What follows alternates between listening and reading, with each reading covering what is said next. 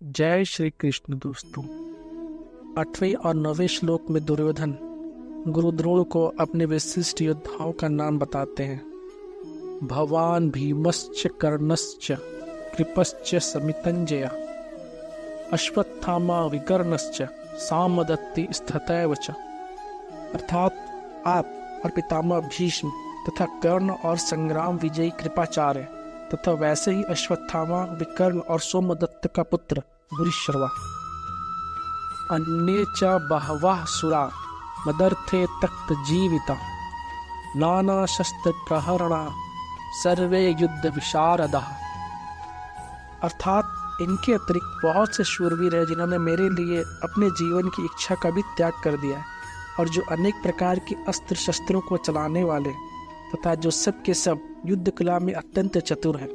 8वें और 9वें श्लोक में दुर्योधन गुरु द्रोण से कहते हैं कि आप और पितामह भीष्म दोनों ही बहुत विशेष पुरुष हैं। आप दोनों के समकक्ष संसार में तीसरा कोई भी नहीं है। अगर आप दोनों में से कोई एक भी अपनी पूरी शक्ति लगाकर युद्ध करे तो देवता, यक्ष, राक्षस, मनुष्य आदि कोई भी ऐसा नहीं है जो आपके सामने टिक सके। आप दोनों के पराक्रम की बात जगत में प्रसिद्ध है। पितामह भीष्म तो अबाल ब्रह्मचारी है और इच्छा मृत्यु है, अर्थात उनकी इच्छा के बिना उन्हें कोई मार भी नहीं सकता। आप दोनों के अलावा कर्ण भी बहुत शूरवीर है। मुझे तो ऐसा विश्वास है कि वह अकेला ही पांडव सेना पर विजय प्राप्त कर सकता है। उसके सामने अर्जुन भी कुछ नहीं कर सकता।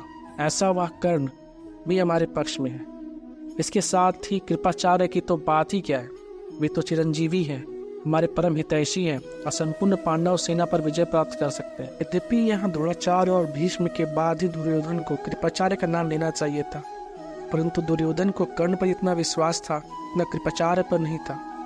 इसलिए कर्ण का नाम तो भीतर से बीच में ही निकल पड़ा। द्रोणाचार्य और भीष्म कहीं कृपाचार्य का अपमान ना समझ ले, इसलिए दुर्योधन कृपाचार्य को संग्राम विजयी विश्लेषण देकर उनको प्रसन्न करना चाहता है। कृपाचार्य के अलावा अश्वत्थामा वो भी चिरंजीवी हैं और आपके ही पुत्र हैं।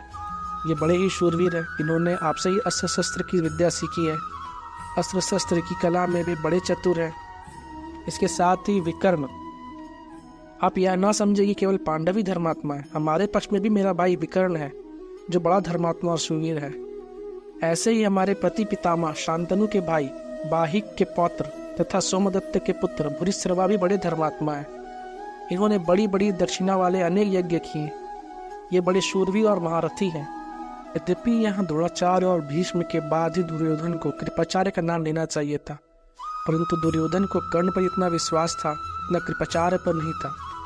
इसलिए कर्ण का नाम तो भीतर से बीच में ही निकल पड़ा। द्रोणाचार्य और भीष्म कहीं कृपाचार्य का अपमान ना समझ ले, इसलिए दुर्योधन कृपाचार्य को संग्राम विजयी विश्लेषण देकर उनको प्रसन्न करना चाहता है। कृपाचार्य के अलावा अश्वत्थामा वो भी चिरंजीवी हैं और आपके ही पुत्र हैं। ये बड़े ही शूरवीर हैं। इन्होंने आपसे ही अस्त्र शस्त्र की विद्या सीखी है। अस्त्र शस्त्र की कला में भी बड़े चतुर हैं। इसके साथ ही विकर्ण, आप यह ना समझे कि केवल पांडव ही धर्मात्मा है। हमारे पक्ष में भी मेरा भाई विकर्ण है जो बड़ा धर्मात्मा और शूरवीर है। ऐसे ही हमारे प्रति पितामह शांतनु के भाई बाहिक के पौत्र तथा सोमदत्त के पुत्र भूरिश्रवा भी बड़े धर्मात्मा है। इन्होंने बड़ी बड़ी दक्षिणा वाले अनेक यज्ञ किए।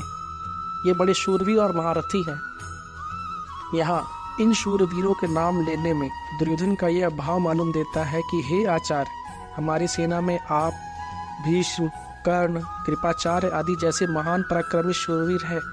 ऐसे पांडवों की सेना में देखने को नहीं आते। हमारी सेना में कृपाचार्य और अश्वत्थामा ये 2 चिरंजीवी हैं, जबकि पांडवों की सेना में एक भी नहीं है। हमारी सेना में धर्मात्माओं की भी कमी नहीं है, इसलिए हमारे लिए डरने की कोई बात नहीं है। मैंने अभी तक अपनी सेना के जितने शूरवीरों के नाम लिए हैं, उनके अतिरिक्त भी हमारी सेना में बाहिक, शल्य, भगदत्त, जयद्रथ आदि बहुत से शूरवीर महारथी हैं जो हमारी भलाई के लिए, मेरी ओर से लड़ने के लिए अपने जीने की इच्छा त्याग करके यहाँ आए हैं। वे मेरी विजय के लिए मर भले भी जाएं, पर युद्ध से हटेंगे नहीं। उनकी मैं आपके सामने क्या कृतज्ञता व्यक्त करूं। ये सभी लोग हाथ में रखकर प्रहार करने वाले तलवार, गदा, त्रिशूल आदि नाना प्रकार के शस्त्रों की कला में निपुण हैं और हाथ से फेंक कर प्रहार करने वाले बाण, तोमर, शक्ति आदि अस्त्रों की कला में भी निपुण है। युद्ध कैसे करना चाहिए, किस तरह से, किस पैतरे से और किस युक्ति से युद्ध करना चाहिए, सेना को किस तरह खड़ी करनी चाहिए आदि युद्ध कलाओं में भी ये लोग बड़े निपुण हैं और कुशल हैं। जय श्री कृष्ण।